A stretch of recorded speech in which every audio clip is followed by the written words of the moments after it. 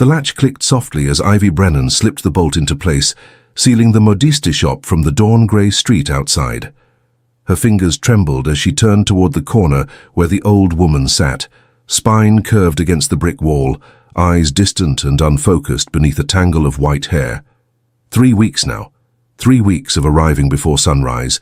3 weeks of smuggling bread and warm broth past the other shopkeepers who muttered about that creature ruining their respectable lane. 3 weeks of fear coiling in Ivy's stomach each time Mr. Dalton, the shop's owner, made his weekly inspection. "Come," Ivy whispered, extending her hand toward the woman who never spoke, never asked, never even acknowledged the world around her. "Just for a little while before anyone sees." The woman's fingers were cold when they found Ivy's palm. She stood with the mechanical stiffness of someone whose body had forgotten comfort, and Ivy guided her through the shop's narrow back entrance, into the workroom where morning light barely penetrated. Ivy had hidden a small kettle behind the fabric bolts. She'd stolen moments between customers yesterday to prepare the broth, ladling it into a jar she could reheat quickly over the single candle she kept burning in the storage room.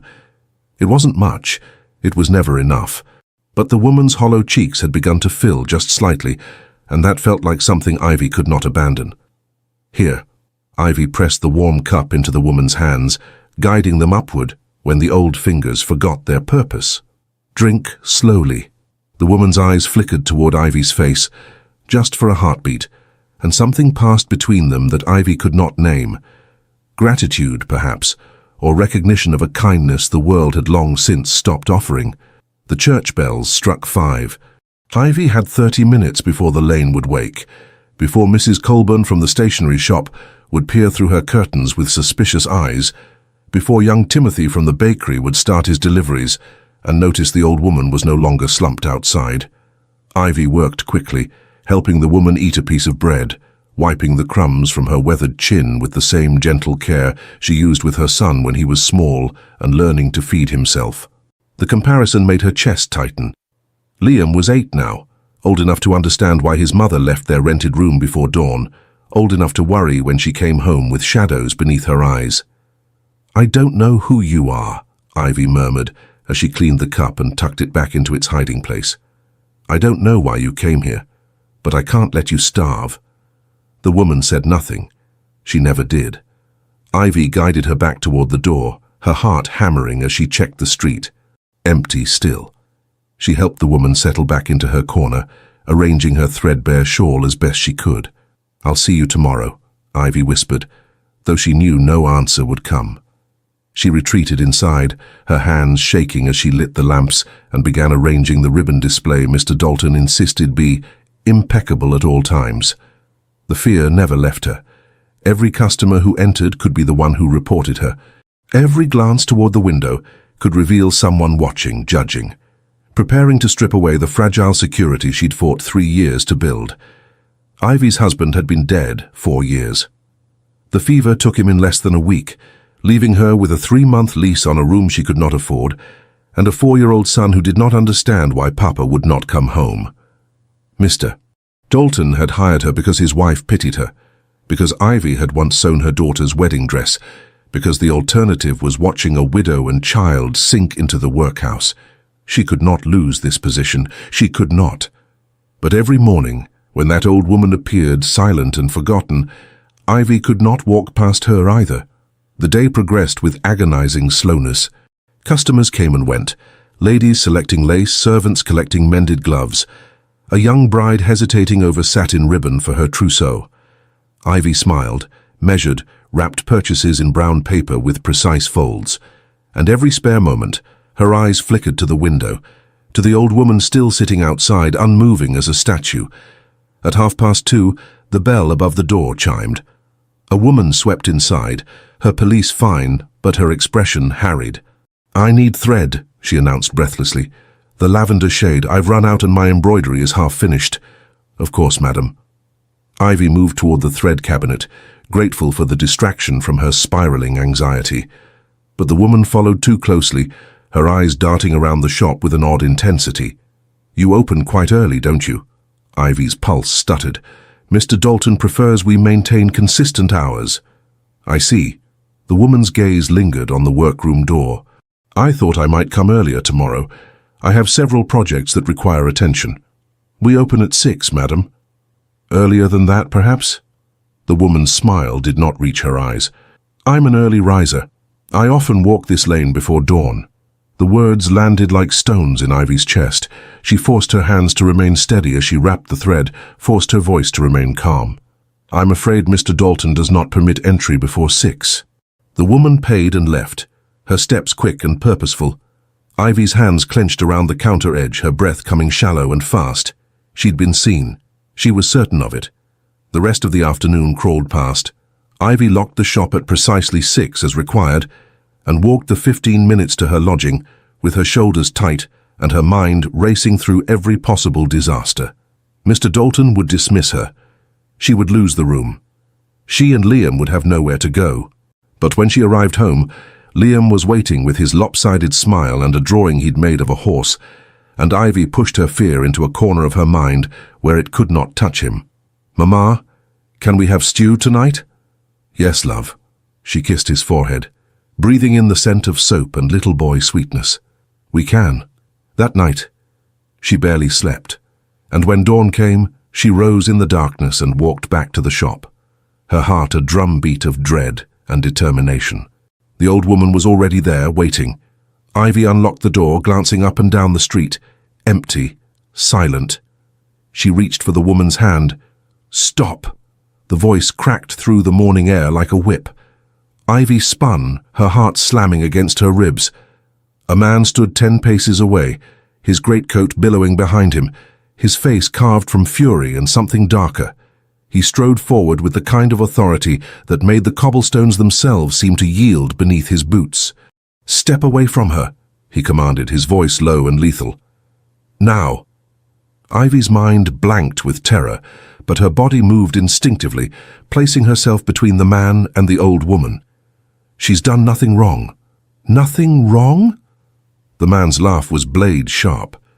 "Do you have any idea who she is, what you've been doing?" "I've been feeding her," Ivy shot back, her fear crystallizing into anger. "Which is more than anyone else has bothered to do." He closed the distance between them in 3 strides, towering over her with barely leashed rage. "You've been exploiting her, using her for what? Sympathy? Charity donations?" The accusation struck like a slap. "How dare you? How dare I?" His eyes, dark as midnight, furious as storms, bore into hers. "She's been missing for 3 weeks. 3 weeks while you've kept her here like some prop for your own purposes. I didn't keep her anywhere." Ivy's voice rose despite the danger of drawing attention. "She appeared outside this shop weeks ago and no one else cared that she was starving. You had no right. She's a human being." The words tore from Ivy's throat. "She deserves to be treated like one." The man's jaw clenched, a muscle ticking beneath his skin. He looked past Ivy to the old woman, and something in his expression shifted, softened just enough to reveal a fracture beneath the fury. "Come, grandmother," he said, his voice dropping to something gentler, almost broken. "Let's go home." The word struck Ivy like a physical blow. Grandmother. The old woman did not move. The man crouched beside her, his large hands careful as they touched her shoulder.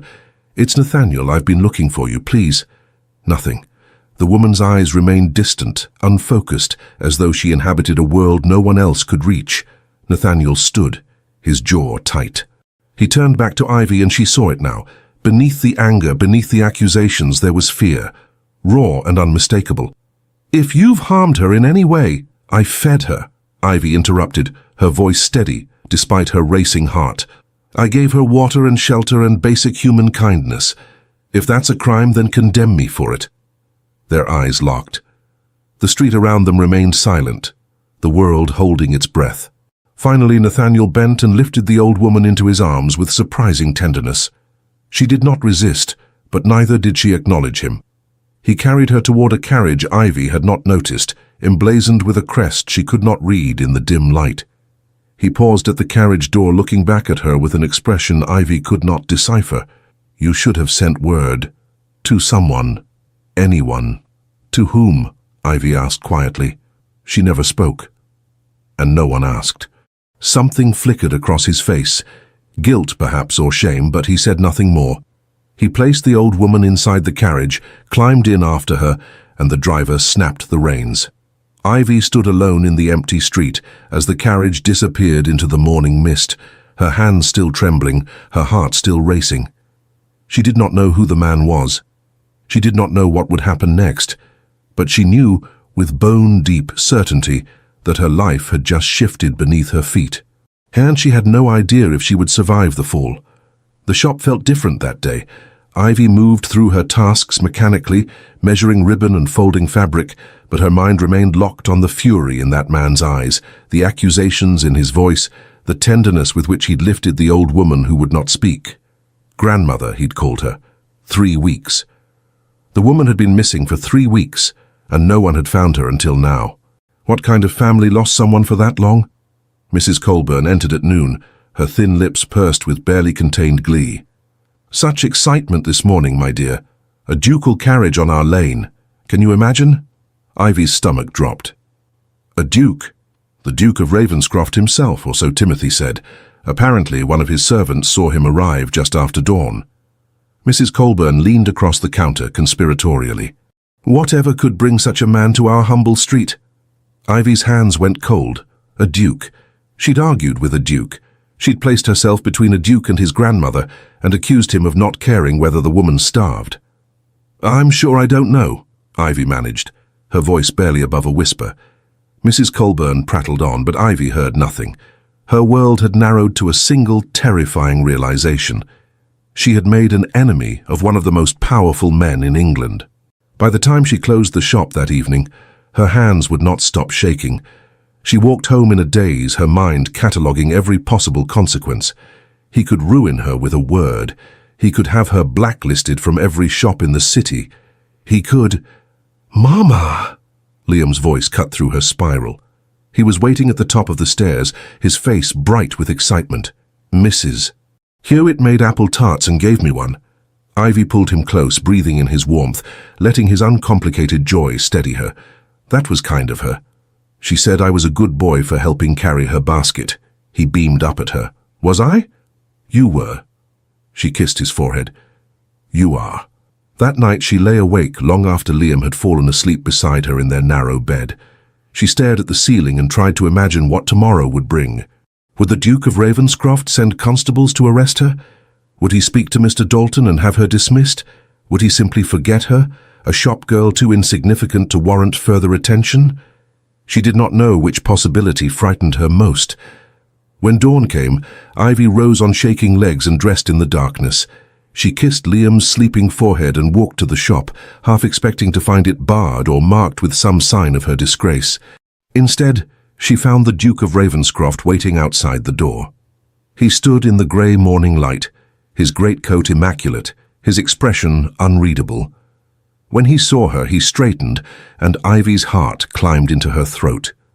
Miss, he paused. I don't know your name. Brennan, Ivy said quietly. Ivy Brennan. Mrs. His eyebrows rose slightly. Mrs. Brennan, I owe you an apology. The words were so unexpected that Ivy nearly stumbled. Your Grace, I spoke harshly yesterday. I accused you of things you did not do. He met her eyes and she saw something there she had not seen before. Genuine remorse. My grandmother has been missing for 3 weeks. I have had men searching every corner of London. When I learned she was here, I assumed... He stopped, jaw tightening. I assumed the worst. I should not have. Ivy's mind reeled. You don't need to apologize to me, Your Grace. I'm no one.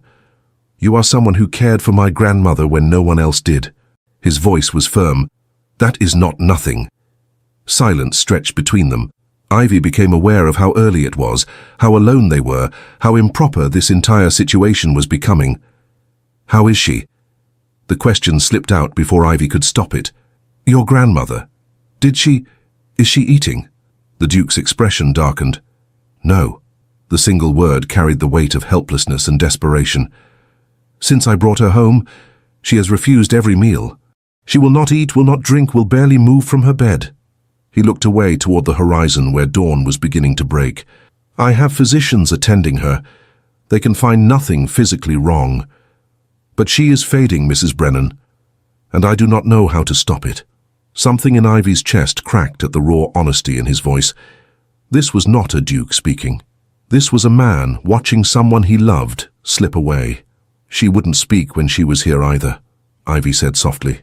But she ate when I offered food gently, without pressure, just as though it were a simple kindness, not a duty.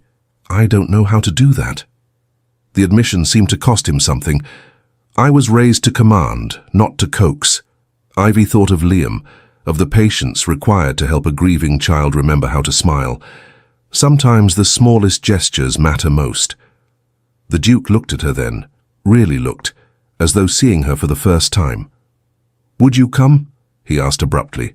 "To my estate, to see if she will eat for you." Every instinct in Ivy's body screamed refusal. Going to a duke's estate, alone, without protection or propriety, it was unthinkable. But she thought of the old woman's hollow eyes, of the way her cold fingers had gripped Ivy's hand, of the terrible loneliness that hung around her like a shroud. "I have responsibilities here," Ivy said carefully. "My employer. I will speak to him. Your Grace, I don't think... Please." The word was simple, unadorned, stripped of all ducal authority. "I am asking you, please." Ivy's resolve crumbled. "One visit," she said quietly. "I'll come once, but I can make no promises." Relief washed across his face so clearly that Ivy's breath caught. "Thank you." He arranged everything with swift efficiency, spoke to a bewildered Mr. Dalton, sent word to Ivy's landlady that she would be gone for the day, provided a carriage that made Mrs. Colburn's eyes nearly pop from her skull when it arrived to collect Ivy at noon. And Ivy, who had never been inside anything finer than Mr. Dalton's shop, found herself seated across from the Duke of Ravenscroft as they rolled through London's streets toward an estate she could not begin to imagine. "My grandmother has not spoken in 3 years," the Duke said quietly as the carriage swayed. "The physicians call it a melancholy of the mind. She understands, I think. But the words will not come." "That must be frightening for her," Ivy murmured. "Yes." He looked out the window. "I believe it is. And for you." His eyes snapped back to hers, surprise flickering across his face. "I am not the one suffering." "You're watching someone you love disappear," Ivy said gently. "That's a different kind of suffering. But it's still real." Something shifted in his expression. A crack in the armor he wore so carefully. "You speak as though you understand." "I watched my husband die of fever 4 years ago." The words came easier now, softened by time but never painless. "I couldn't stop it. I couldn't save him. I could only sit beside him and hold his hand while he faded. I'm sorry." "So am I." Ivy looked down at her work-roughened hands. "But it taught me that sometimes being present is the only gift we have to offer." The carriage rolled on in silence, carrying them toward a future neither could predict. Ravenscroft Manor rose from the countryside like something out of a dream, all golden stone and towering windows, gardens manicured with mathematical precision, a fountain in the circular drive that probably cost more than Ivy would earn in a lifetime. She felt small stepping from the carriage, smaller still when a butler appeared and bowed as though she were someone important, rather than a shop girl in a borrowed pelisse. "This way, Mrs. Brennan," the Duke said, guiding her through doors that opened into a foyer 3 times the size of her entire lodging. Ivy forced herself to breathe. This was temporary. She was here for the old woman, nothing more. They climbed a sweeping staircase, walked down a corridor lined with portraits of stern-faced ancestors, and stopped before a door guarded by a worried-looking maid. "How is she, Marjorie?" the Duke asked. "The same, Your Grace. Won't eat, won't speak, barely opens her eyes." The Duke's jaw tightened. He pushed open the door, and Ivy followed him into a room that smelled of lavender and sickness. The old woman lay in a bed that seemed to swallow her whole. Her eyes were closed, her breathing shallow, her hands limp atop the coverlet. "Grandmother," the Duke said softly. "I've brought someone to see you." No response. The woman might have been carved from wax.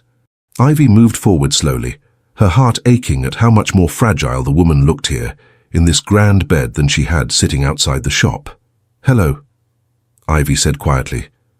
"It's me. From the shop. I've been worried about you." "Nothing." Ivy glanced at the Duke. He gestured toward a tray on the bedside table. Untouched broth, untouched bread, untouched tea.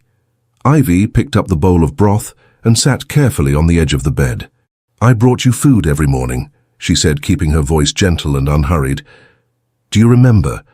You never asked for it, but I thought you might be hungry." The old woman's eyelids fluttered. Just slightly, but it was movement. Ivy dipped the spoon into the broth and lifted it toward the woman's lips. "You don't have to eat if you don't want to, but I think you might feel better if you did."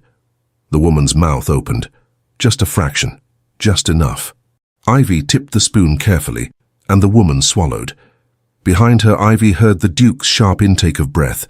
She offered another spoonful. Another. Slowly, patiently, as though they had all the time in the world. The old woman ate half the bowl before her eyes drifted closed again, exhausted by the effort.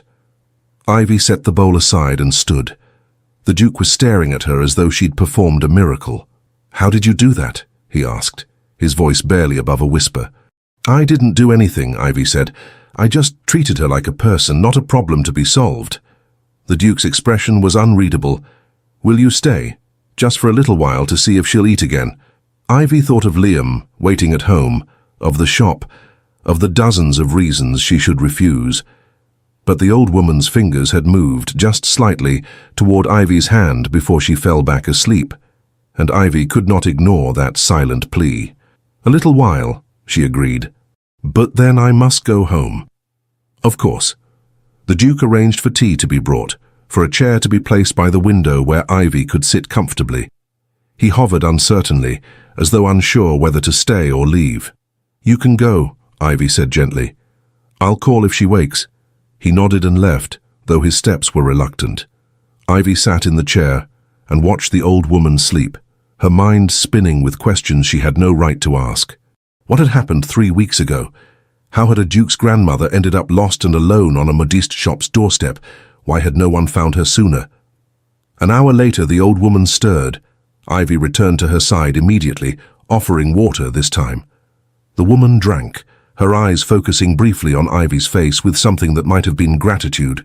"You're safe now," Ivy murmured. "You're home." The woman's lips moved, shaping a word that did not come. Her eyes filled with something that looked like frustration, or perhaps sorrow. "It's all right," Ivy soothed.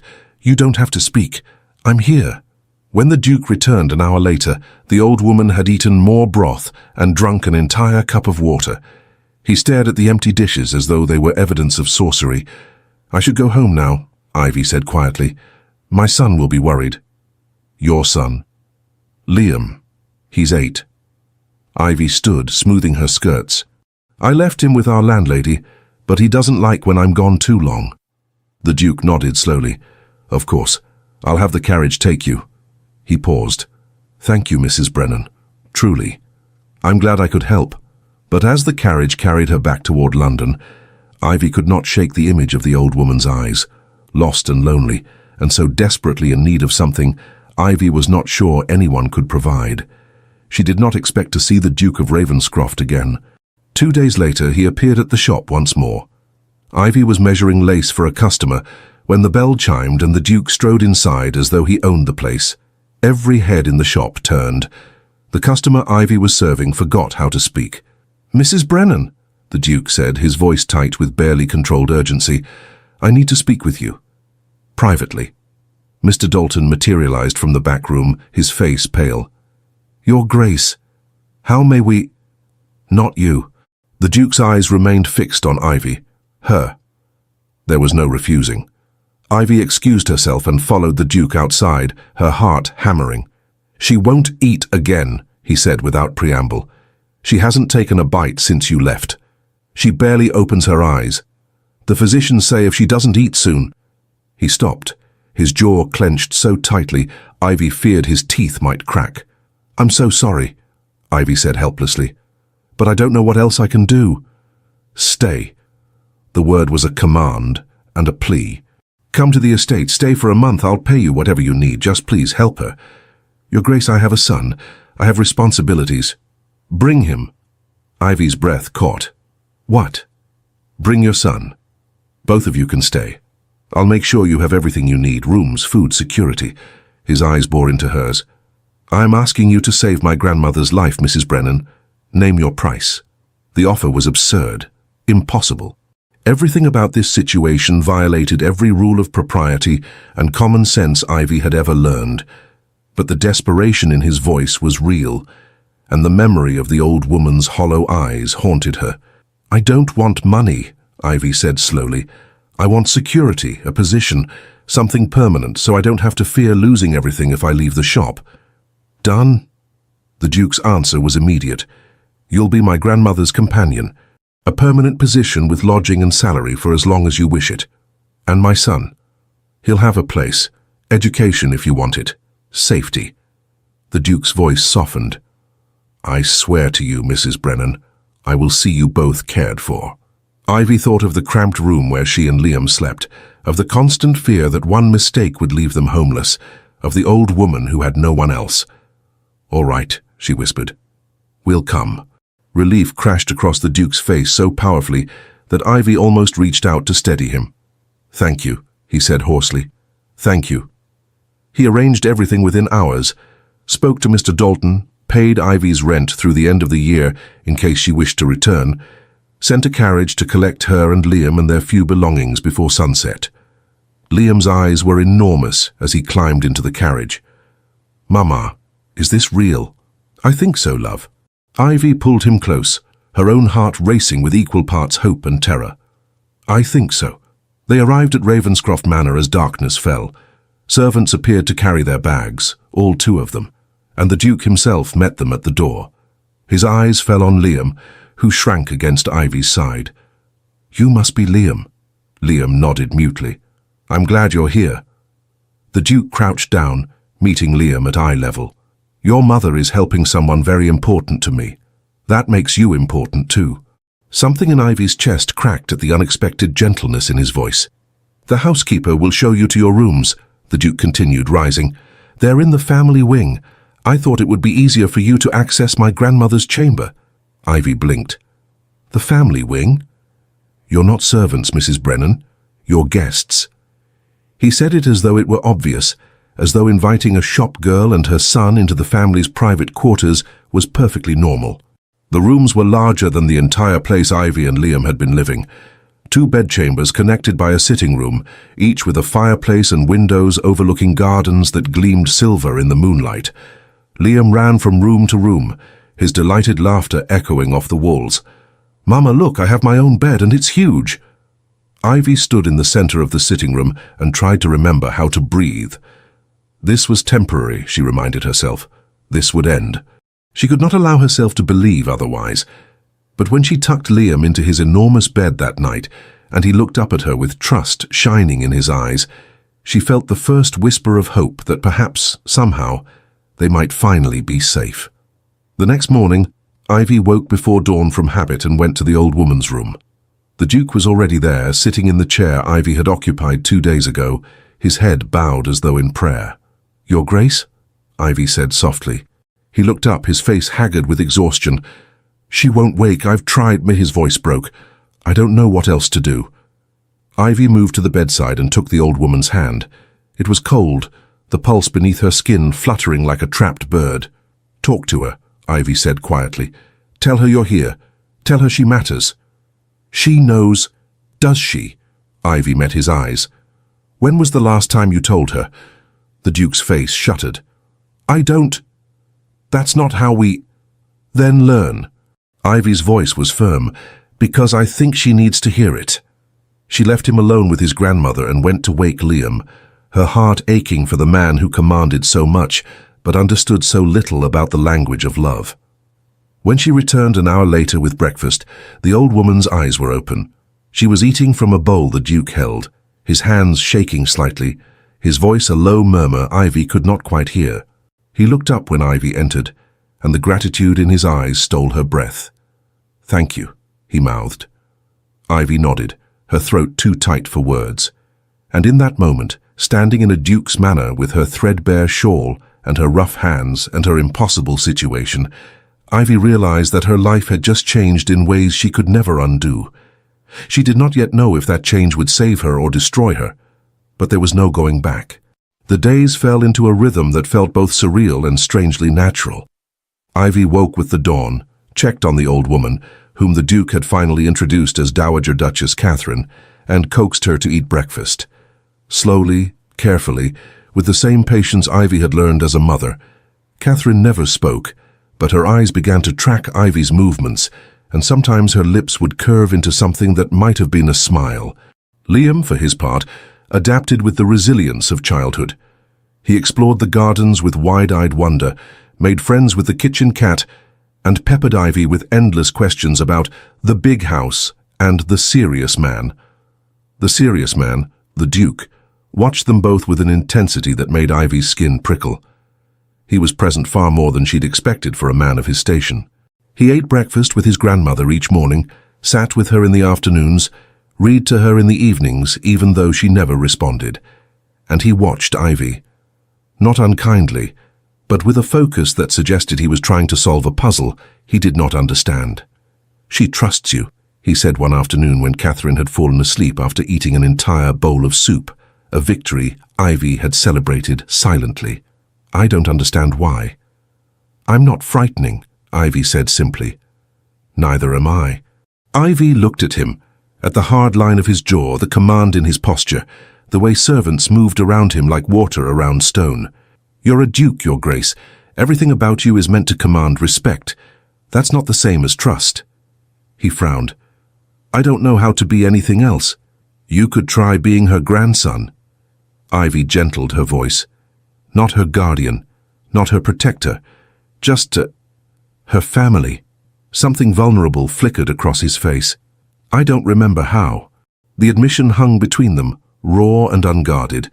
Ivy's heart ached with understanding. "She doesn't need you to be perfect," she said softly. "She just needs you to be present." He was silent for a long moment. Then, "Will you teach me?" The question caught Ivy off guard. "Teach you?" "How to be present. How to speak to her the way you do." He met her eyes. "Please." It was the second time he had said please to her. The second time he had stripped away his authority and asked simply, as a man who needed help. Ivy nodded. "All right." Over the following days she showed him, small things, how to hold Catherine's hand without gripping too tightly, how to offer food without demanding she eat, how to sit in silence without filling it with nervous chatter. The Duke, Nathaniel, as he'd quietly asked Ivy to call him when they were alone with Catherine, was a surprisingly quick study. His hands, used to holding ledgers and signing orders, learned gentleness. His voice, accustomed to commands, learned softness. And Catherine began to respond, not with words, but with the way her eyes followed Nathaniel around the room, the way her fingers tightened around his when he held her hand, the way she leaned into him just slightly when he sat beside her bed. "She's coming back," Nathaniel said one evening, wonder threading through his voice. "Just a little. But she's coming back." "She never left," Ivy corrected gently. "She was just lost. And now you're helping her find her way home." He looked at Ivy then with an expression that made her breath catch. Gratitude mixed with something deeper, something she did not dare name. "I don't know how to thank you." "You don't need to." Ivy stood, suddenly aware of how small the room felt, how close they were standing. "I should check on Liam." She fled before he could respond, her heart racing with feelings she had no right to entertain. But the next morning, when she arrived at Catherine's room, she found Nathaniel already there, and Liam with him. Her son was sitting on the edge of Catherine's bed, chattering away about the garden cat, while Nathaniel held a breakfast tray, and Catherine's eyes sparkled with something that looked like joy. "Mama!" Liam beamed. "The Duke said I could help feed the Duchess. Is that all right?" Ivy's throat tightened. "If His Grace says it's all right, then yes." "She seems to like him," Nathaniel said, a small smile playing at his lips. "He has a talent for storytelling. He gets that from his father." The words slipped out before Ivy could stop them, carrying grief she thought she'd buried. Nathaniel's expression softened. He would be proud of him. "And of you."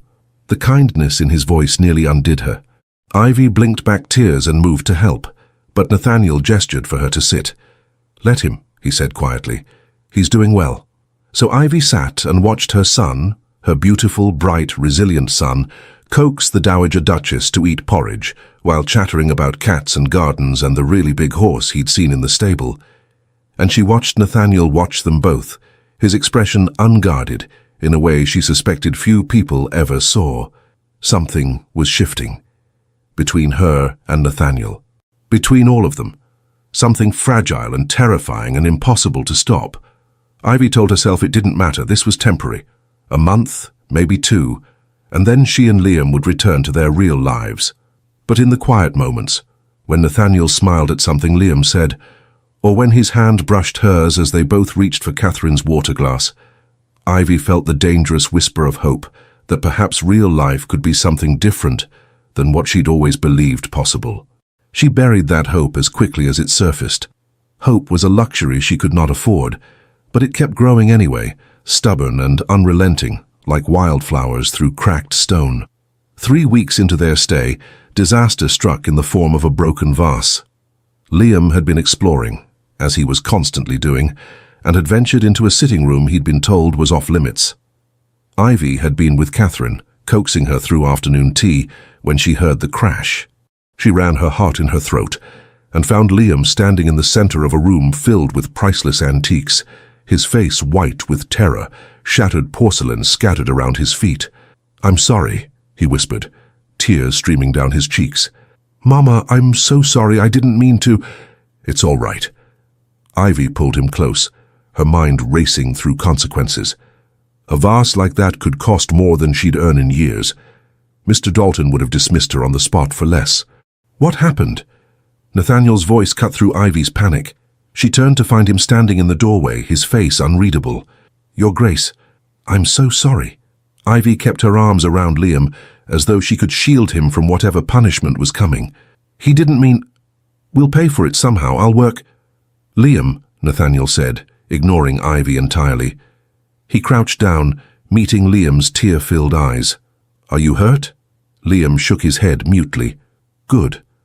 That's what matters." Nathaniel glanced at the shattered vase. "This belonged to my great-uncle. He was, by all accounts, a thoroughly unpleasant man who collected ugly things to prove he was wealthy. I never liked this vase." Liam's eyes widened. You didn't." "Absolutely hideous. You've done me a favor, really. Now I have an excuse not to display it." Nathaniel stood and called for a servant. "Charles, please clean this up, and make sure no one walks through here barefoot." "Your Grace," Ivy started. "It's porcelain, Mrs. Brennan. It can be replaced." His eyes met hers. "Children cannot." The words struck her like a physical blow, not with pain, but with the force of unexpected grace. "But the cost—" "I don't care about the cost." His voice was firm. "Liam is welcome in this house, all of it. Even the rooms we told him not to enter because he's 8, and curiosity is not a crime." Liam looked up at Nathaniel with something approaching worship. "Really? Really?" Nathaniel ruffled Liam's hair with startling familiarity, though perhaps next time ask before exploring. "I'll give you a proper tour so you don't have to sneak around." "You will?" Liam's face lit up. "I will. Tomorrow morning, if your mother agrees." Ivy could only nod, her throat too tight for words. That evening, after Liam had fallen asleep, still chattering about the nice Duke, Ivy found Nathaniel in the library. He was staring into the fire, a glass of brandy in his hand, his expression distant. "Thank you," she said quietly from the doorway. "For today. You didn't have to—" "Yes, I did." He looked up, firelight catching in his dark eyes. "He's a child. A good one, who has been taught not to touch things that don't belong to him. The fact that he was curious enough to explore despite that speaks to intelligence, not malice. Most people wouldn't see it that way. Most people are fools." He gestured to the chair across from him. "Sit, please." Ivy hesitated, keenly aware of propriety and her place and all the reasons she should refuse, but she was tired of pretending she did not want to know this man better. She sat. "Catherine smiled today," Nathaniel said after a moment, "when Liam was reading to her. A real smile. I haven't seen that in 3 years. He has that effect on people." Ivy's voice softened. "He reminds them that joy still exists. You've raised him well." "I've done my best," Ivy looked down at her hands. It hasn't always been enough. It has been more than enough. Nathaniel's voice was firm. He is kind, curious, resilient. Those are not qualities that come from nothing. They come from being loved well. The words settled around Ivy's heart like a balm to wounds she'd carried for years. "Thank you," she whispered. They sat in comfortable silence, the fire crackling between them, and Ivy felt something shift deeper. This was not a duke and a shopgirl. This was two people who understood loneliness and responsibility, and the terror of loving someone you could not protect from the world's cruelty. "My mother doesn't approve," Nathaniel said suddenly, "of you being here, of Liam, of how much time I spend with Catherine now." Ivy's stomach dropped. "I haven't met her." "No, she's been away at her sister's estate." He took a drink. "She returns in 2 days." The way he said it carried warning. Ivy straightened. "Should I be concerned? My mother believes Catherine is—" He stopped, jaw clenching. "She believes my grandmother is a burden, an embarrassment, something to be hidden away. That's cruel." "Yes." The word was flat. "It is." Ivy thought of the Dowager Duchess's hollow eyes, of how lost she'd been on that street. "Your Grace, Nathaniel, how did Catherine end up outside my shop?" His face went hard. "I don't know. She disappeared from the estate 3 weeks before you found her. The servant said she walked into the gardens one morning and never came back. We searched for days. How did she get to London?" "I don't know that either." Frustration threaded through his voice. "She had no money, no identification. Someone must have helped her. Or—" He stopped. "Or what? Or someone left her there." His eyes met Ivy's, dark with suspicion he clearly did not want to voice. On purpose. The implications hung heavy between them. Ivy's mind raced through possibilities, each more disturbing than the last. "You think someone in your household—" "I don't know what to think." Nathaniel set down his glass with careful precision. "But I intend to find out." 2 days later, the Duchess of Ravenscroft returned. Ivy was reading to Catherine when the woman swept into the room, like a storm given human form. She was beautiful in the way sharp things are beautiful, cold and cutting and impossible to touch without drawing blood. "So," the Duchess said, her eyes raking over Ivy with open disdain, "this is the shopgirl you've installed in the family wing." Ivy stood quickly, dropping into a curtsy. "Your Grace." "Don't." The Duchess's voice cracked like a whip. "Don't pretend this is anything other than what it is. Mother." Nathaniel appeared in the doorway, his voice carefully controlled. "You're back early." "I heard the most interesting rumors, darling." The Duchess smiled without warmth. "That you'd brought a woman and her child to live here, that you'd been spending all your time attending to that woman instead of managing the estate. I simply had to see for myself. Mrs. Brennan is caring for grandmother." "How charitable of her." The Duchess moved closer to Catherine's bed, looking down at the old woman with undisguised contempt. "And has the old woman started speaking yet? Or is she still playing her little games?" "She's not playing games," Ivy said before she could stop herself. "She's suffering from a condition." "Oh, the shop girl has medical expertise now?" The Duchess's laugh was blade sharp. "How versatile." "That's enough." Nathaniel's voice dropped into something dangerous. "You will not speak to Mrs. Brennan that way. I will speak however I please in my own home." The Duchess turned her cold gaze on Ivy. "How you've done well for yourself, haven't you? Found a way to secure a position by exploiting an old woman's illness and a lonely man's guilt." "I've done no such thing." "Haven't you?" The Duchess stepped closer. "Tell me, Mrs. Brennan, how much is my son paying you to play nursemaid? Enough to make it worth enduring his grandmother's unpleasantness?" "I don't find her unpleasant." Ivy's voice shook with fury. "I find her lonely and frightened and deserving of basic human dignity, which is more than you seem capable of providing." The slap came so fast, Ivy barely saw it. Pain exploded across her cheek, and she staggered back, her hand flying to her face. "Mother." Nathaniel crossed the room in 2 strides, his face white with rage. "Get out. Don't you dare speak to me that way. Get out." Each word was carved from ice. "Now." The Duchess drew herself up, fury and shock warring on her face. You would choose this woman over your own mother. I would choose basic human decency over cruelty. Yes. Nathaniel positioned himself between his mother and Ivy. Leave. The Duchess's face twisted with rage. She swept from the room, her exit punctuated by a slammed door that rattled the walls. Nathaniel turned to Ivy immediately. Let me see. I'm fine. You're not fine. She struck you. His hands hovered near Ivy's face, careful not to touch without permission. May I? Ivy nodded mutely. His fingers were gentle as they tilted her chin, examining the red mark already blooming across her cheek. I'm sorry, he said quietly. She had no right. It's not your fault. She's my mother. Her behavior is my responsibility. His jaw clenched. I should have warned you.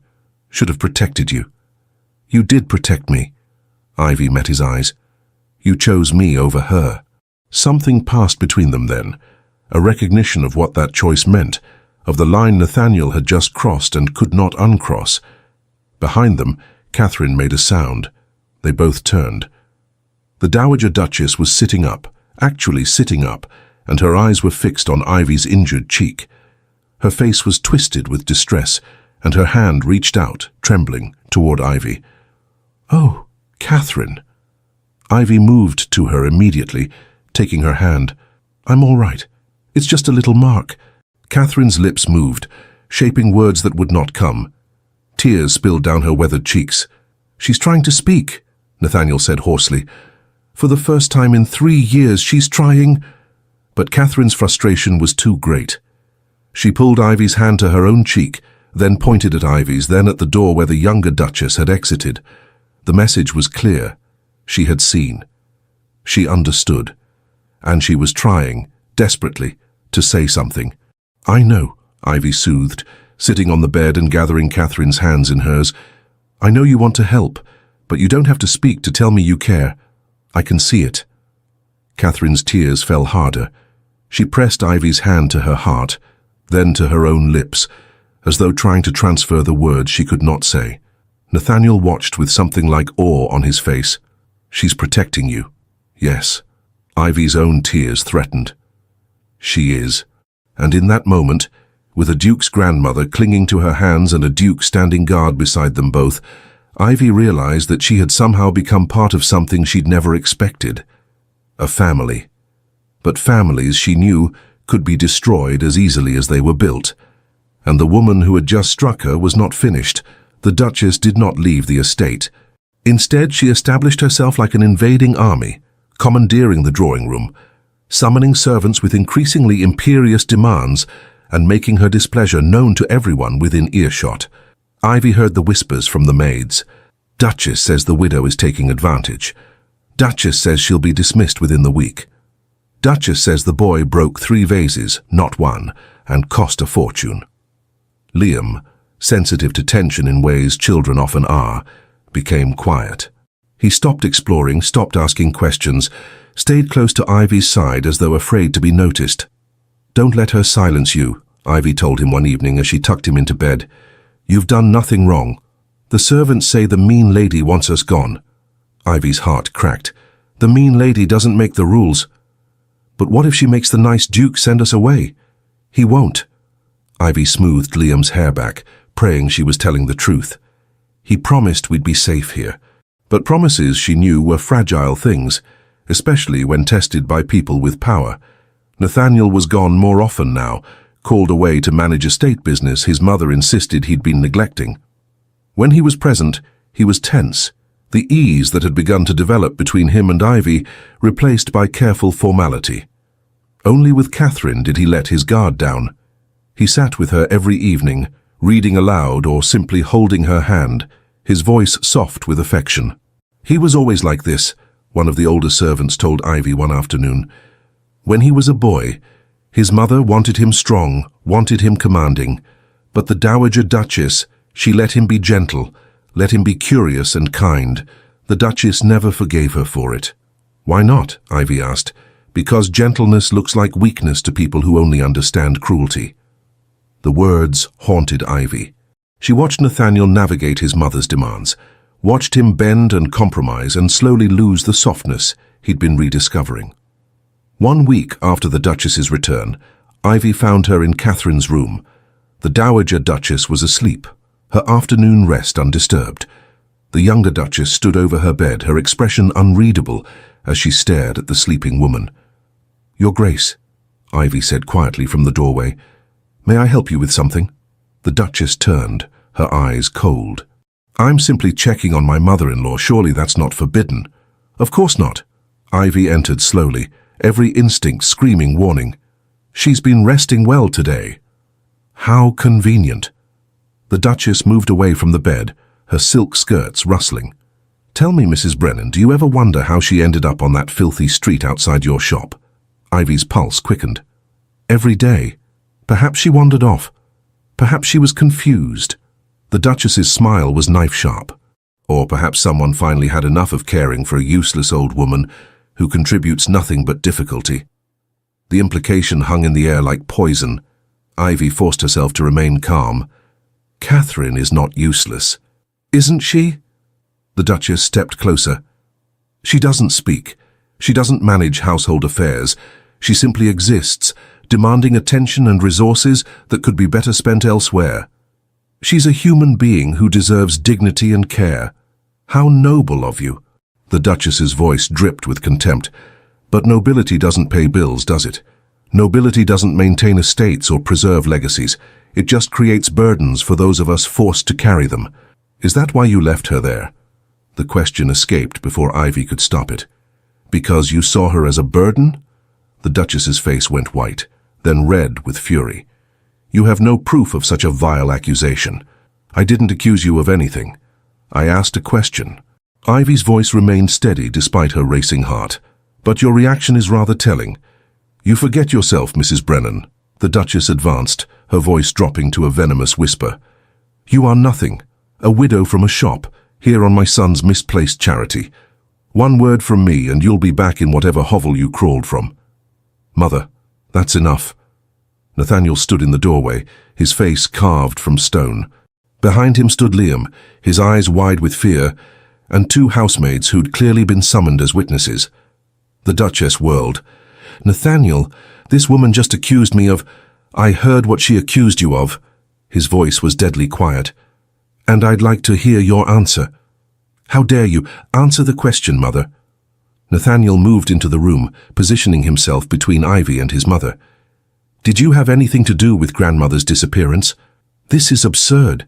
I won't dignify such—" "Mrs. Peters," Nathaniel addressed one of the maids, "please repeat what you told me an hour ago." The older maid trembled but spoke clearly. "I saw Her Grace, the Duchess, arguing with the Dowager Duchess the morning she disappeared. The Dowager was already dressed for walking, but in very plain clothes, not her usual attire." "And?" Nathaniel prompted. "And I heard Her Grace say, 'If you won't go willingly to the country house, then you'll go another way.'" The maid's voice shook. "The Dowager looked frightened, Your Grace, truly frightened." "That proves nothing," the Duchess snapped. "I was suggesting she needed rest, away from—" "Sarah?" Nathaniel looked at the younger maid. "I helped the Dowager into the carriage that morning, Your Grace. Her Grace ordered me to remove all identification from the Dowager's person, her jewelry, her calling cards, even the embroidered initials on her handkerchief. Said it was for her own protection, but—" The girl's voice dropped. It didn't feel right. The Duchess's face twisted with rage and something darker, fear of being exposed. "These servants are lying. They're conspiring to—" "No." The single word from Nathaniel cut through her protests like a blade. "They're telling the truth. I can see it, and so can you." Silence crashed through the room. Catherine, awakened by the commotion, sat up in bed, her eyes moving between her grandson and his mother with sharp awareness. "How you took her," Nathaniel continued, his voice breaking slightly. "You dressed her in plain clothes, removed anything that could identify her, and you left her somewhere hoping she'd be lost permanently, hoping she'd end up in a workhouse or worse, hoping she'd simply disappear so you wouldn't have to care for her anymore. She was making your life difficult." The Duchess's composure shattered. "She was taking your attention away from your duties, from the estate, from everything that actually matters. I did it for you, Nathaniel. To free you from—" "To free me?" His voice rose with barely controlled fury. You tried to kill my grandmother to free me. I didn't try to kill her, I simply relocated her. If she'd had any sense left, she would have found help. The fact that she couldn't proves my point. She's not fit to be part of this family anymore. Catherine made a sound then, a low, wounded cry that cut through every heart in the room. Her hands clutched at the bedclothes, her body trembling with the force of emotions she could not voice. Ivy moved without thinking, gathering Catherine into her arms as the old woman began to weep. "It's all right," she murmured. "You're safe now. You're safe." "Get away from her," the Duchess hissed at Ivy. "This is your fault. You've turned my son against me with your common manipulation." "Enough!" Nathaniel's shout echoed off the walls. Liam whimpered and pressed against the doorframe. "You will pack your things and leave this estate within the hour. You are no longer welcome here. I am your mother. You are a woman who abandoned a helpless elderly person to die alone and afraid." His voice shook. "You are not fit to be called mother. Not to me. Not to anyone. You'll regret this." The Duchess's face contorted with vicious rage. "When society learns you've chosen a shopgirl and a dying old woman over your own family, then let them learn." Nathaniel's voice rang with finality. "Let all of London know that I would rather be alone than share a home with someone capable of such cruelty." The Duchess stared at him for a long moment, disbelief and fury warring on her face. Then she swept from the room, her exit marked by a door slam that rattled the windows. In the silence that followed, Catherine's weeping continued, soft, broken sounds that spoke of years of fear and pain finally being released. Nathaniel dropped into the chair beside the bed, his face buried in his hands. His shoulders shook with suppressed emotion. Ivy looked at Liam, still frozen in the doorway. "Sweetheart, why don't you go with Sarah to the kitchen? I think Cook was making honey cakes today." Liam nodded mutely, and the young maid led him away gently. Ivy continued to hold Catherine, rocking her slightly as she'd once rocked Liam through nightmares. Gradually, the old woman's sobs quieted. Her fingers found Ivy's hand and gripped with surprising strength. "I'm so sorry, grandmother." Nathaniel's voice was raw. "I should have known, should have protected you." Catherine released one of Ivy's hands and reached for Nathaniel. He took it immediately, his large fingers gentle around her frail ones. "She's gone now," he continued. "I promise you, she will never hurt you again." Catherine's lips moved, struggling to form words.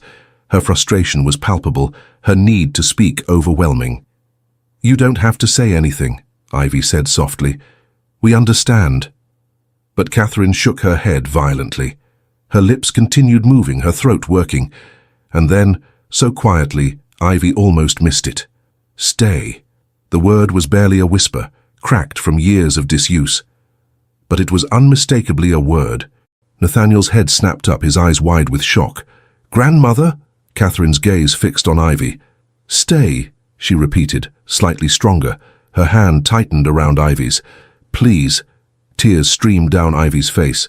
"I'm not going anywhere," she promised. "I'm right here." Catherine's attention shifted to Nathaniel. Her lips trembled as she fought for more words. "Good boy." Nathaniel made a sound halfway between a laugh and a sob. He pressed his grandmother's hand to his forehead. "I love you," he said brokenly. "I should have told you every day." "Love you." Catherine's voice was growing steadier with each word, as though a dam had broken and speech was flooding back. "Both." Her eyes moved between Nathaniel and Ivy, her meaning clear. The air in the room felt charged with something Ivy could not name. She was suddenly acutely aware of Nathaniel's proximity, of his grandmother's hand linking them together, of the profound shift that had just occurred. "I should let you both rest," Ivy said quietly, trying to extract her hand. Catherine held firm. "No, stay. Grandmother needs you here," Nathaniel added, his eyes meeting Ivy's with an intensity that stole her breath. "We both do." The words hung between them, layered with meaning neither was ready to acknowledge aloud. Ivy stayed. The following days brought chaos of a different kind. The Duchess's departure sent shockwaves through the household, and though the servants were clearly relieved, they also worried about the scandal that would inevitably follow. Nathaniel spent long hours in his study, managing the estate business his mother claimed he'd been neglecting. But every morning and evening he sat with Catherine, talking to her in the gentle way Ivy had taught him. And Catherine, Miraculous Catherine was speaking more each day. Short sentences at first, then longer ones. Her voice was rusty, her words sometimes tangled, but they were coming back. "You saved her," Nathaniel told Ivy one evening. They were sitting in Catherine's room while the old woman dozed. "Not just by feeding her, by treating her like she mattered. She does matter." Ivy looked at the sleeping woman with profound affection. "She always did. My mother made me believe—" He stopped, jaw clenching. "She made me believe that strength meant hardness, that caring too much was weakness. And now? Now I think she was wrong about everything." He looked at Ivy, his dark eyes reflecting firelight. "You've taught me more about strength in these weeks than she did in 35 years. Ivy's breath caught. "I haven't taught you anything, I've just been myself." "Exactly." His voice softened.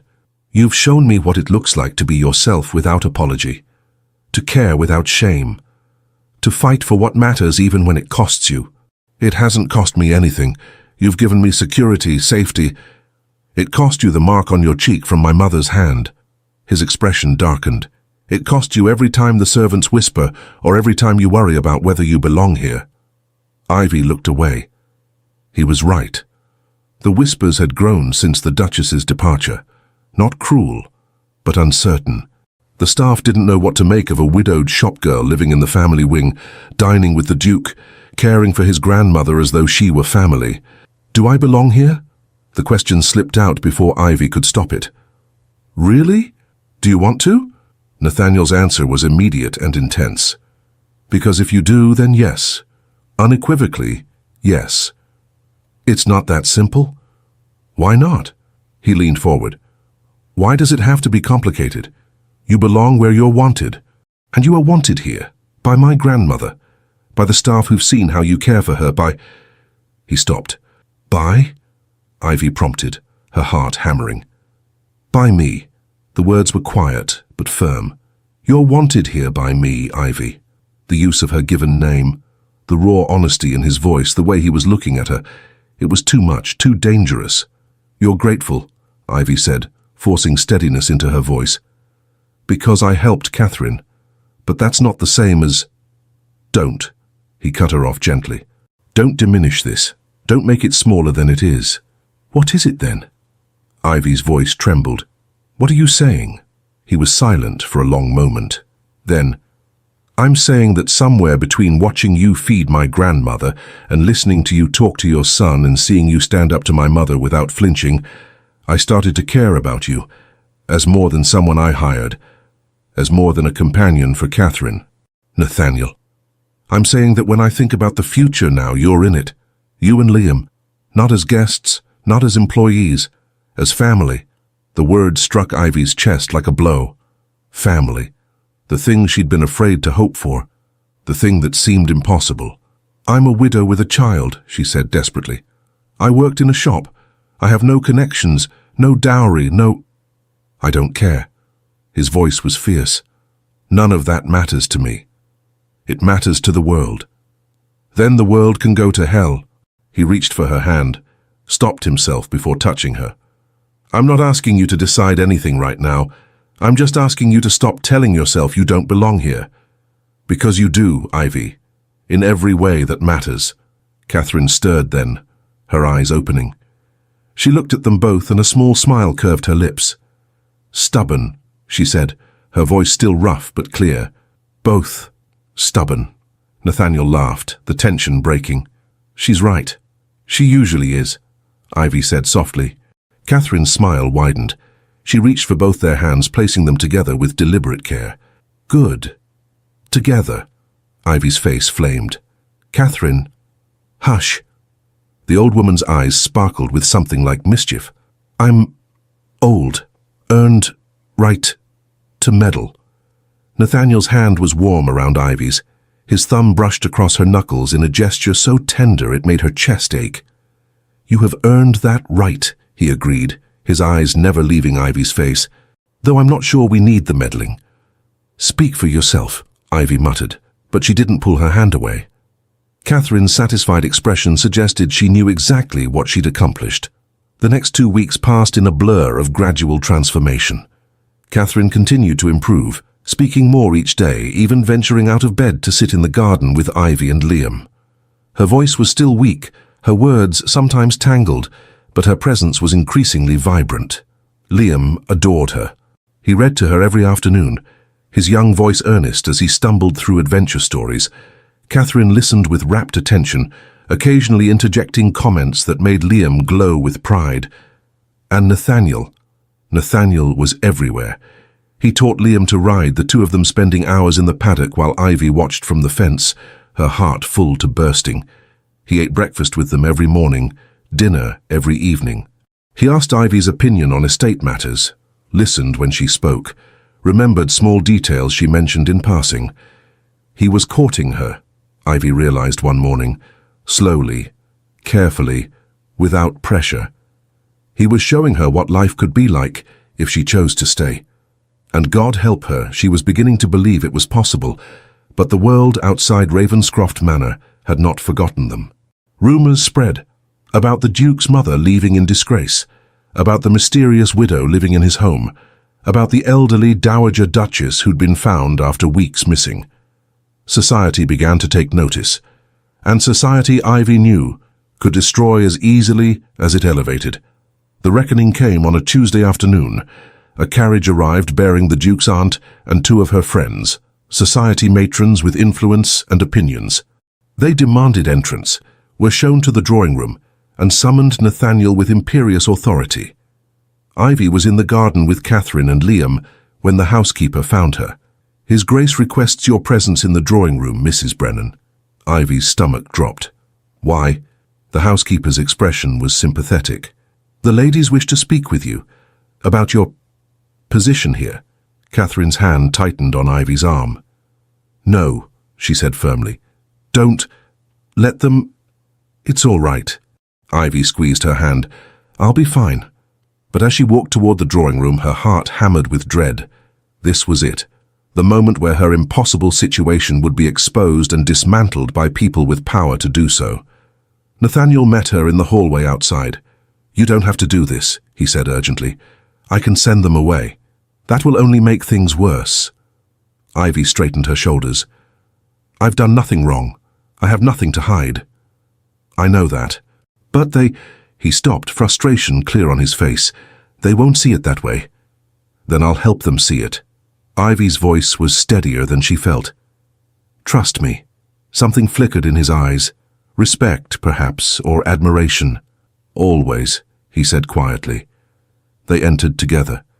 3 women sat in stiff-backed chairs, their faces arranged in identical expressions of disapproving curiosity. The aunt, Lady Ashworth, spoke first. "So this is the young woman causing such scandal." Ivy curtsied, keeping her expression neutral. "Lady Ashworth, how may I help you?" "You may explain yourself." Lady Ashworth's voice was cold. "My sister writes that you've bewitched my nephew, that you've turned him against his own mother through manipulation and schemes." "That's not true." Ivy kept her voice calm. "I've done nothing but care for the Dowager Duchess. That's why I was brought here. And yet you've installed yourself and your child in the family wing. You dine with His Grace as though you were an equal. You've somehow convinced my mother to speak after years of silence." Lady Ashworth leaned forward. "That seems rather convenient, doesn't it?"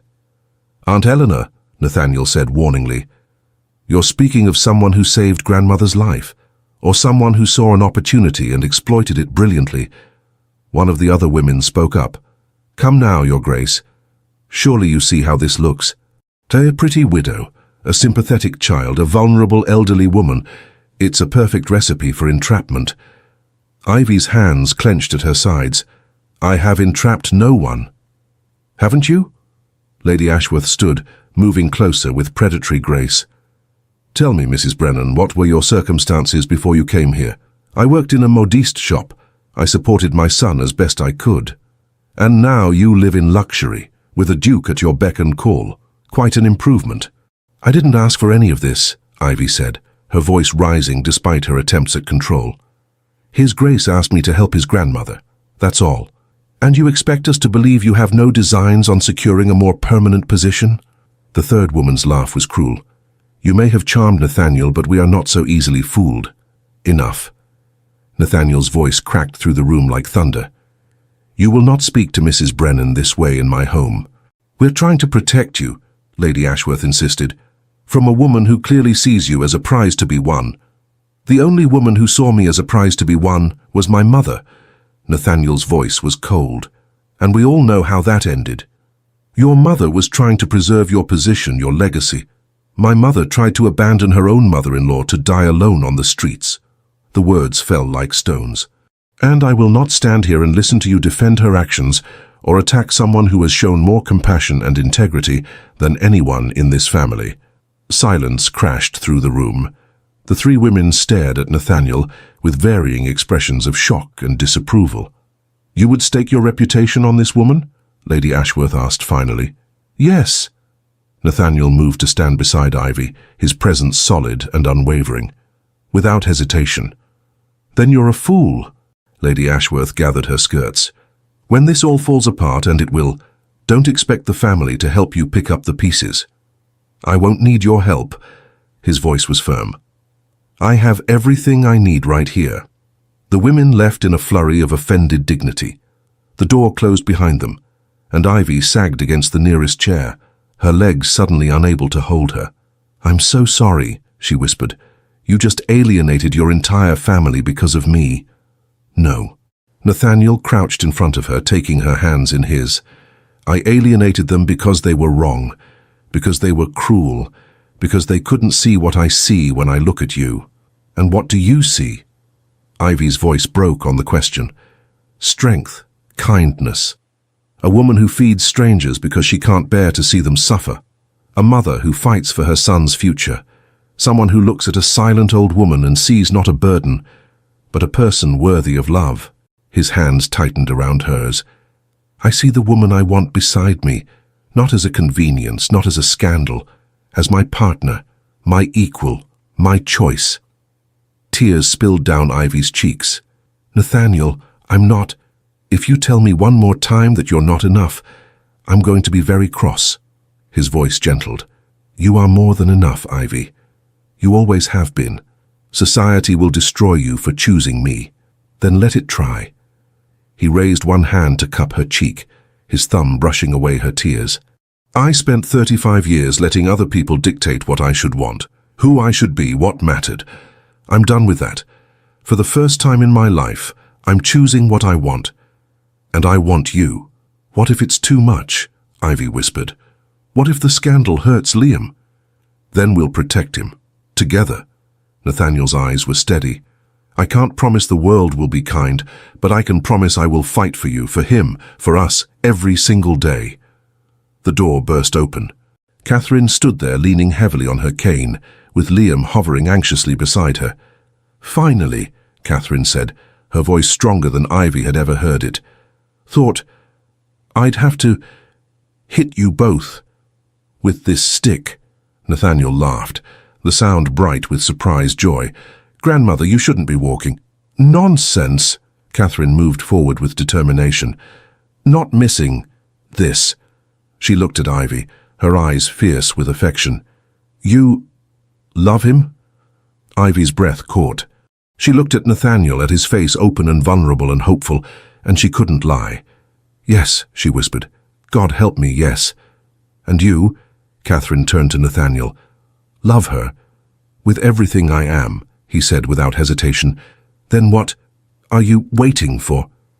Catherine's smile was triumphant. Ask her properly. Nathaniel's eyes widened. Grandmother, I don't think... I'm dying, boy. Don't have time for your propriety. Catherine's voice softened. I want to see you happy, both of you.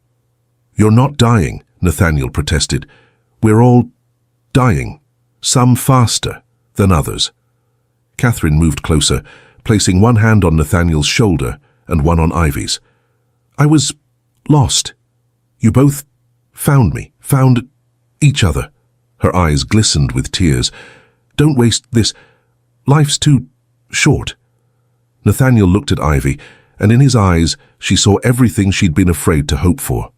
Love, partnership, home. Ivy Brennan, he said quietly, as though they were alone, as though Catherine and Liam weren't watching with rapt attention. Will you marry me? Will you let me be your husband and Liam's father, and spend every day proving that you made the right choice? The world narrowed to his face, to the question hanging between them, to the future stretching out like an open road. Every rational part of Ivy's mind screamed warnings. This was too fast, too impossible, too dangerous. But her heart, her stubborn, hopeful, exhausted heart, knew the truth. Yes, she said, the word carrying 4 years of grief and fear and desperate hope. Yes. Nathaniel pulled her into his arms, holding her as though she were something precious, something he'd been searching for his entire life. Catherine made a satisfied sound. Good. Now, let's have some cake. Liam's confused voice broke through the moment. Are you going to be my papa now? Nathaniel released Ivy and turned to Liam, crouching to meet him at eye level. I'd like to be, if you'll have me. Liam studied him seriously. Will you teach me more about horses? Every day. And can I still read to the Duchess? Absolutely. Okay then. Liam's face split into a grin. You can be my papa. Nathaniel's eyes closed briefly, emotion playing across his face. When he opened them, he pulled Liam into an embrace that made Ivy's heart crack open completely. This was real. This was happening. This was hers. The wedding took place 6 weeks later in the estate's private chapel, a small affair with only the servants, a handful of close friends who didn't care about scandal, and Catherine sitting in the front row with tears streaming down her face. Society was scandalized, of course. The Ton whispered and gossiped and predicted disaster. Lady Ashworth refused to attend, and several other family members sent their regrets with thinly veiled disapproval. Ivy didn't care. She stood beside Nathaniel in a simple cream dress, Liam standing proud beside them as a witness, and spoke vows that felt more sacred than any society's approval. I promise to see you, she said quietly. Always. Not as a title or a position, but as the man who learned to be gentle, who fought for his grandmother, who chose love over propriety. I promise to choose you, Nathaniel replied, his voice thick with emotion, every day in every way until my last breath. When he kissed her, the small congregation erupted in applause. Catherine's voice rose above the rest. Finally! The celebration was modest. Dinner in the family dining room, dancing in the library where Nathaniel had first asked Ivy to stay, toasts that made Ivy laugh and cry in equal measure. Late that evening, after Liam had been tucked into bed still chattering excitedly about Mama's wedding, Ivy found Catherine in her room. Come in, child, the old woman said. Her speech had continued to improve, though she still paused between words sometimes. Sit with me. Ivy sat on the edge of the bed, taking Catherine's hand. Thank you, she said simply, for everything. You saved me. Catherine's grip tightened. When I was lost, when I couldn't speak, you made me human again. You were always human, not to her. Catherine's expression darkened. My daughter-in-law saw me as obstacle, something to remove. She'll never hurt you again. Ivy's voice was fierce. I won't let her. I know, Catherine smiled. You're fierce like I was once. Before I forgot how. You didn't forget. You just couldn't show it. Maybe. Catherine's eyes drifted toward the window where moonlight painted the garden silver. I was frightened for so long, trapped inside my own mind, screaming where no one I could hear. I'm so sorry. Ivy's throat tightened. Don't be. You heard me. Catherine looked back at her, even when I couldn't speak. You heard what I needed, what I was trying to say. Because I've been lost too, Ivy admitted quietly. After my husband died, I felt like I was screaming in silence, working, surviving, caring for Liam, but never really living, just existing. And now? Now I feel alive again. Ivy's smile was watery, terrified but alive. Good. Catherine patted her hand. Alive means you can still feel, still hope, still love. Her eyes twinkled. Still make great-grandchildren for me to spoil. Ivy's face flamed. Catherine, I'm old, earned, right to say what I want. She laughed, the sound still rusty but genuine. Besides, Liam needs siblings. He's too serious. For an only child. He gets that from me. And he'll learn joy from you too. From all of us. Catherine's expression sobered. You've given me back my family. My grandson knows how to love now, knows what matters. Because of you. He always knew. He just needed permission to show it. Then you gave him that permission. That's a gift. Greater than any title or fortune. Catherine yawned, exhaustion creeping across her face. I'm tired now, but happy. So, very happy. Ivy tucked the blankets around her, pressing a kiss to her forehead. Rest well. You too. Tell my grandson to be gentle with you, but not too gentle. Catherine's smile was wicked. You're stronger than you look. Ivy left laughing, her heart full. Nathaniel was waiting in the hallway, leaning against the wall with his cravat loosened and his hair disheveled. Is she settled? Yes, and full of inappropriate advice. His laugh was warm. She does enjoy meddling now that she has her voice back. I don't mind. Ivy moved closer, suddenly shy despite the ring on her finger. Nathaniel? Yes? I'm scared. The admission came out in a whisper. Of failing you, of not being enough for this life, of... He silenced her with a kiss, gentle and thorough and full of promise. When he pulled back, his eyes were fierce. You are enough, you will always be enough. His hands framed her face. And when you're scared, you tell me. We face it together. That's what partners do. Together, Ivy repeated, testing the word. It felt like hope, like home. Together, he confirmed. He led her to their chamber now, not his alone, and closed the door gently behind them. The fire burned low, casting warm shadows across the room. We don't have to... Nathaniel started. I want to, Ivy interrupted. I'm nervous, but I want this. I want you. His smile was tender. Then we have all the time in the world, and in the quiet of that room, with patience and care and whispered words of love, they began the next chapter of their story. Epilogue. 1 year later, Ivy stood in the garden watching Liam race across the lawn, with his new sister toddling after him as fast as her chubby legs could carry her. Catherine sat nearby in her favorite chair, calling encouragement and laughing when Liam swooped back to scoop up little Margaret before she could tumble. They're going to exhaust themselves, Nathaniel said, wrapping his arms around Ivy from behind. They're going to exhaust her, Ivy corrected, leaning into his warmth.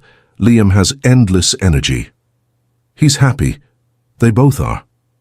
Nathaniel's voice was soft with contentment. So am I. Ivy turned in his arms, studying the face she'd come to know as well as her own. The lines of tension that had marked him a year ago were gone, replaced by laugh lines, and the ease of a man who'd finally learned to be himself. I never imagined this, she admitted.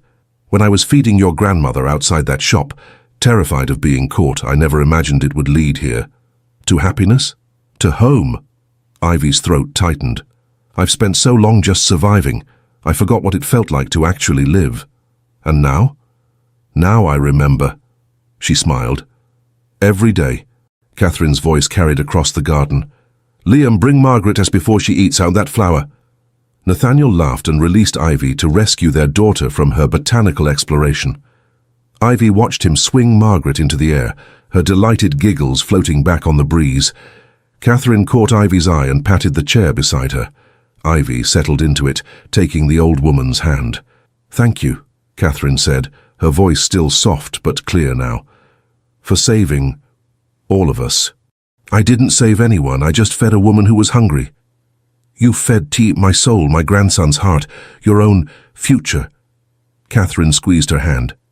Sometimes the simplest acts of kindness change everything. I was so afraid, Ivy confessed, every day in the beginning. afraid of being discovered, of losing my job, of not being enough for this world. And now? Ivy looked at her husband playing with their children, at the estate that had become her sanctuary, at the woman who'd become the grandmother she'd never had. Now I know that being enough isn't about titles or money or society's approval. It's about showing up, caring when it's difficult, choosing love even when it's scary. She smiled. You taught me that. We taught each other. Catherine's eyes glistened. I was lost. You found me. I helped you. Find yourself. That's what a family does, Liam's voice interrupted. Mama, Papa says we can have cake before dinner if you agree. Papa is getting bold with his bribes, Ivy called back. Papa is willing to negotiate, Nathaniel shouted, his grin visible even at a distance.